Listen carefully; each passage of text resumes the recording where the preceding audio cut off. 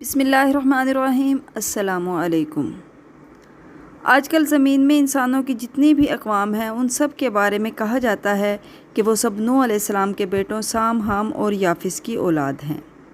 تحفۃ الاحوذی میں حضرت سعید بن مسیب رحمہ اللہ نے فرمایا، نوح علیہ السلام کے 3 بیٹے تھے، سام، حام اور یافس۔ ان تینوں کے 3 بیٹے تھے۔ سام کی نسل سے عربی، فارسی اور رومی وجود میں آئے۔ یافس کی نسل سے ترک، ثقالبہ اور یاجوج ماجوج پیدا ہوئے، اور حام کی نسل سے قبطی، سوڈانی اور بربر اقوام ہیں۔ ایک قول کے مطابق نوح علیہ السلام کے یہ تینوں بیٹے طوفان کے بعد پیدا ہوئے تھے۔ طوفان سے پہلے ایک کنعان پیدا ہوا تھا جو کافروں کے ساتھ غرق ہوا، اور دوسرا عابر پیدا ہوا تھا جو طوفان سے پہلے ہی فوت ہو گیا تھا۔ صحیح بات یہ ہے کہ نوح علیہ السلام کے تینوں بیٹے اپنی بیوی اور والدہ سمیت کشتی میں موجود تھے، جیسا کہ تورات میں اس بات کی صراحت موجود ہے۔ حضرت عبداللہ بن عمر رضی اللہ تعالیٰ عنہ سے روایت ہے، فرماتے ہیں کہ ہم نبی کریم صلی اللہ علیہ وسلم کی خدمت میں حاضر تھے۔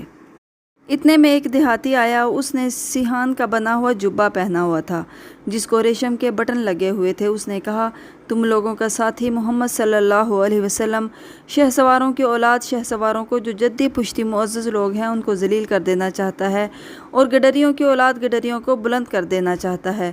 نبی کریم صلی اللہ علیہ وسلم نے اس کے جبے کے گریبان سے پکڑا، میں تجھے بے عقلوں کا لباس پہنے ہوئے دیکھ رہا ہوں۔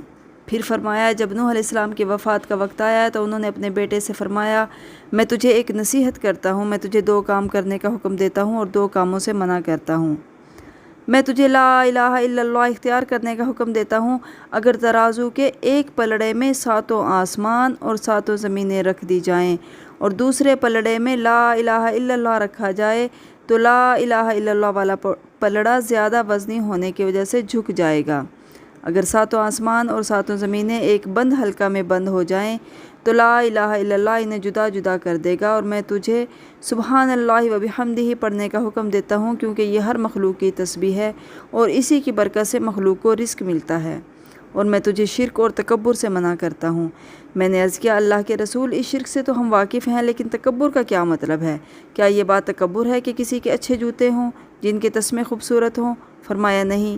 میں نے کہا، کیا یہ تکبر ہے کہ کسی کے پاس حلہ چادروں کا جوڑا ہو اور وہ اسے پہن لے؟ فرمایا، نہیں۔ میں نے کہا، یہ کہ کسی کے پاس سواری کے لیے جانور ہو؟ فرمایا، نہیں۔